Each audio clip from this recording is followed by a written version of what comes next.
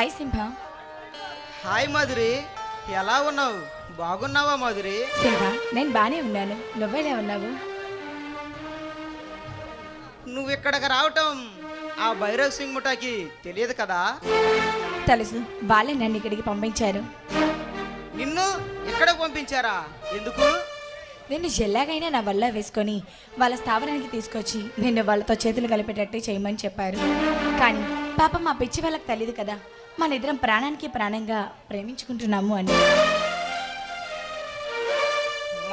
మాధురి, నువ్వు ఉంటుంది మానవ రూపంలో ఉన్న రాక్షసుల దగ్గర. నువ్వు నా మనిషి అని తెలిస్తే నీ ప్రాణానికే ప్రమాదకరం. నువ్వు చాలా జాగ్రత్తగా వాళ్ళకి అనుమానం రాకుండా వాళ్ళ మనిషిగా నటించాలి. సింహ, ఇంకా ఎన్నాళ్ళు నేను ఇలా వాళ్ళ దగ్గర నటించాలి చెప్పు?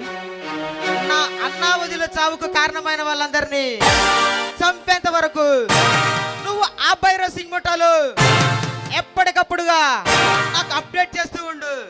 నువ్వు వాళ్ళని తొందరలోనే అంతం చేస్తా. సరే సింహ, నువ్వు అన్నట్టుగానే మీ అన్నయ్య వదిన ఆత్మకు శాంతి చూకునే వరకు నేను నీకు ఎటువంటి అడ్డం చెప్పను. కానీ ఆ తర్వాత మాత్రం ఖచ్చితంగా మనం పెళ్లి చేసుకోవాలి. పెళ్ళి మనం ఖచ్చితంగా చేసుకుందాం మాధురి. అయితే హనీమూన్కి ఎక్కడికి వెళ్దాం? హనీమూన్కి ఊటీ అయితే బాగుంటుందేమో.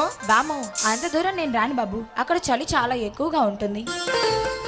అయితే మరీ మంచిది, ఎందుకంటే నాకు ఆ ఊటీలో చల్లగా నిన్ను వెచ్చని కౌగిలించుకోవచ్చు కదా. అబ్బా, ఆ అబ్బాయి గారికి ఆశలు బాగానే ఉన్నాయి. ఈ మధ్య తమరికి బాగా అల్లరి ఎక్కువైపోతుంది సింహ.